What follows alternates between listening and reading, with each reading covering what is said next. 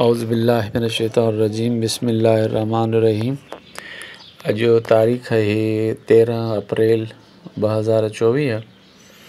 असां मौजूदु आहियूं ज़मीननि में ही साईं पीर जमील साईं जी मज़ार है ऐं मां उन जे लॻ ज़मीननि में बीठो आहियां ऐं ही व्यू आहे साईं जे मज़ार जे इर्द गिर्द जे ज़मीननि जो। ही साईं जी मज़ार आहे जेके झुकटो नज़र अचे थो वणनि जो, ऐं हीअ रस्तो आहे जेको साईं जे मज़ार ॾांहुं अचे पियो ऐं असां साईं जे जेको हद आहे उन ते पहुची चुका आहियूं। ही साईं जेकी थलो आहे उन जी चौधारी जेको लोड़ो ॾिनल आहे उहो हिते पंहिंजो नज़र अची रहियो आहे। ऐं हीअ साईं पीर जमील साईं जी मज़ार आहे जेका तुर्बत उहा तव्हां ॾिठी, तव्हांखे नज़र आई। ऐं हीअ उन जी थलो आहे, हद आहे ज़मीन जे विच में, उनखे चौधारी लोड़ो ॾिनल आहे। हिकिड़ी ॻाल्हि कंदा हलूं, ऐं तव्हां यकीनन स्क्रीन ते ॾिसंदव उन जो जेको स्ट्रक्चर आहे उन स्पॉट जो।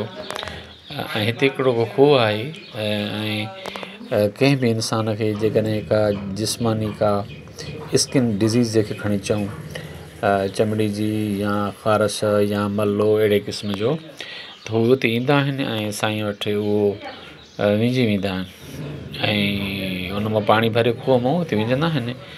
ऐं हिकिड़ी अजीब हिकिड़ी रवायत इहे रही आहे त जंहिं कपिड़े सां अचण वारा हिते अची विझंदा आहिनि त उहो कपिड़ो वरी उन्हनि खे असूलनि उते रखिणो पवंदो आहे ताकी वरी जॾहिं बि अचनि विझण ज़रूरत पवे पोइ बि त वरी उन साॻियो कपिड़ो अची इस्तेमालु कनि। लेकिन उहो कपिड़ो जंहिंसां विझंदा, जंहिं कपिड़े में उते अचे, उहो उन्हनि खे वरी खणी न आहे वञिणो, उहो उन्हनि खे उते नज़र रखिणो आहे।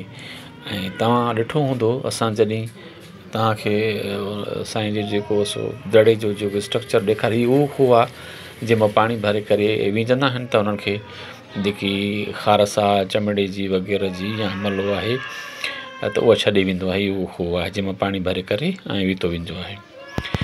त ॻाल्हि थिए कईसीं, हीअ तव्हांखे लटा नज़र अची रहिया आहिनि। इहा हितां जी परंपरा आहे त जेको बि विझंदो आहे त उहो जंहिं कपिड़े सां हिते विझंदो आहे त उहो कपिड़ा हिते रखी वेंदो आहे। उहे सदाईं जे लाइ हिते पिया हूंदा आहिनि।